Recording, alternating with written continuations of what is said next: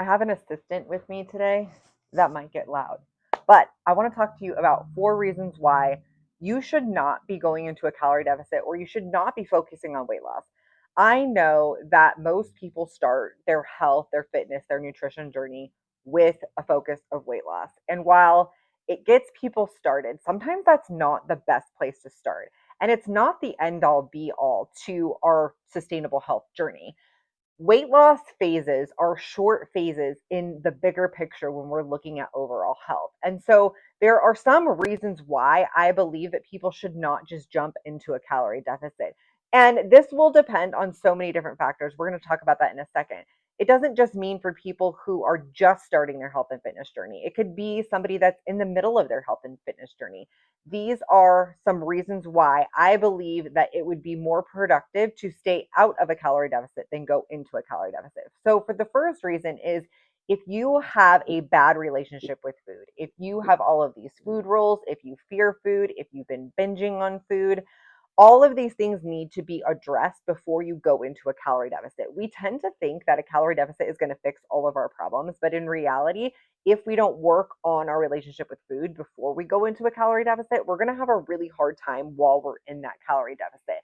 And there's nothing wrong with wanting to set yourself up for success. I think so often we think that we just need to grind it out. We need to be perfect. We need to do all of these things, especially when it comes to weight loss or it comes to health.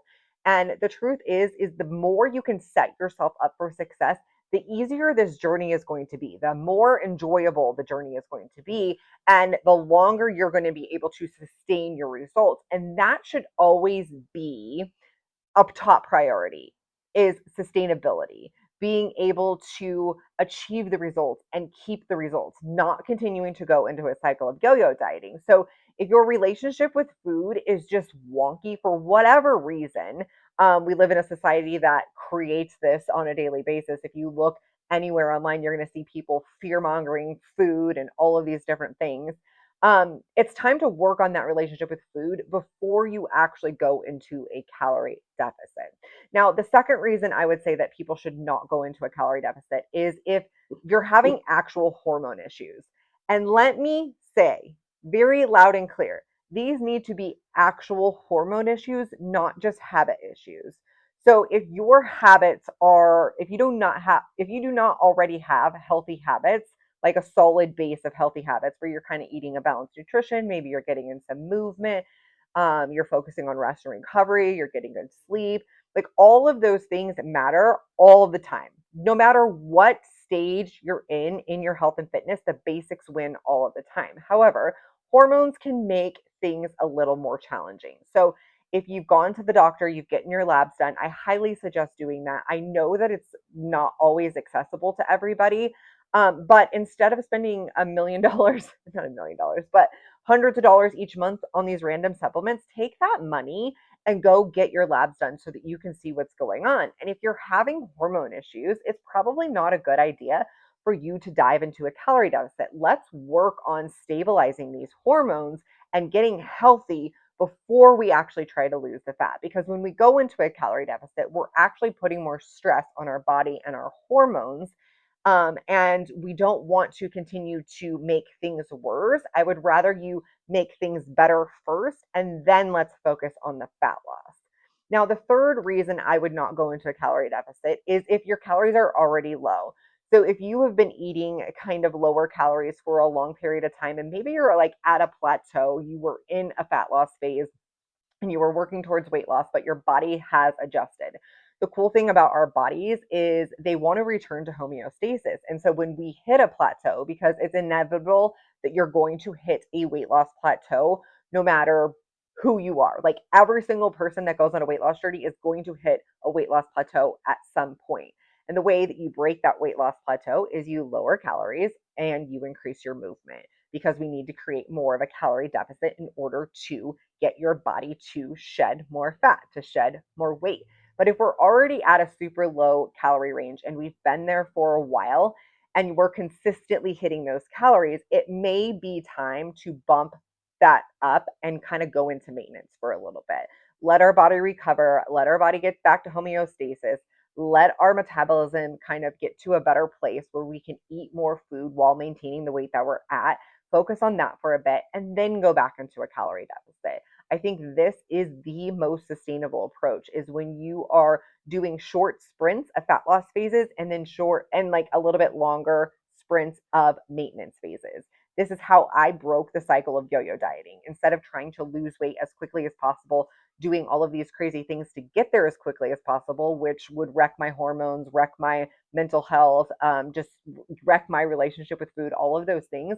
Instead, I decided to take the slow and steady route. And so I would do short bouts of um, a fat loss phase, and then I would get out of it and spend some time in maintenance for a bit and then go back into a fat loss phase. This is going to be a really healthy approach to losing weight in a sustainable way.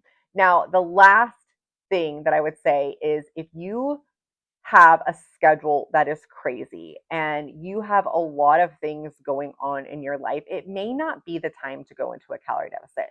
Remember when I was talking about setting yourself up for success? I think that this is important to do, to take a bigger look at the bigger picture. If you cannot stick to your calorie deficit 80 to 90% of the time, it's probably not the time to be in there. And I would even push to say that when you're in a fat loss phase, you need to be 90% on. The goal isn't to stay in this fat loss phase forever. The goal is to get in and get out. Remember, I was talking about like short little sprints of fat loss phases and then a little bit longer sprint of a maintenance, so that we can maintain what we have achieved.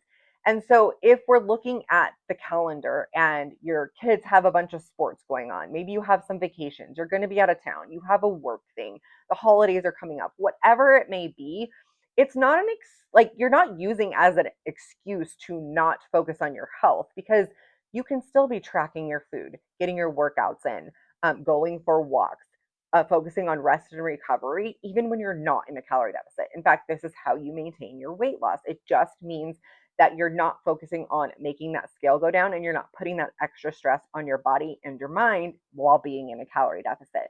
So, fueling your body with more food is going to give you more energy to get through these things. It's going to leave you less irritable. It's going to put less pressure on your willpower, right? Because when we go into a calorie deficit, you're going to have to use a little bit of willpower to go through it. So, I would look at your calendar and see a time where you can actually dial things in, where you could actually go in like 80, 90% of the time, so that you can get in and you can get out.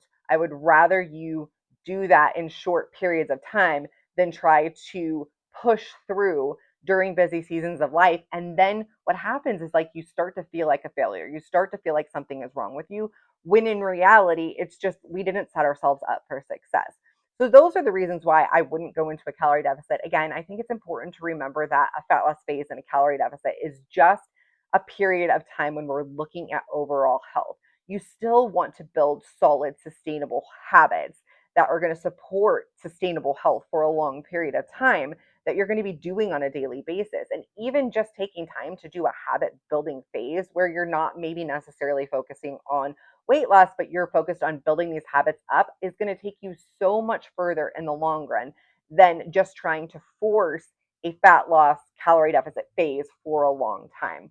And that's not to say that if you are not focusing on weight loss, that you might not see weight loss. You might see weight loss when you're focusing on habits. You might see weight loss when you're focusing on making your body healthier or your hormones healthier. You might see body recomposition. Maybe you have enough energy to lift more weights in the gym. And so your body starts shedding fat and it starts gaining muscle. The scale might not be moving, but your body could completely change. So just remember that a calorie deficit in a fat loss phase is not the end all be all. It's a small portion of your journey. And there are definitely times where you should be in one, and there are definitely times when you shouldn't be in one. If you guys enjoyed this video, please make sure to like it, subscribe, share it with a friend, and I will talk to you in the next one.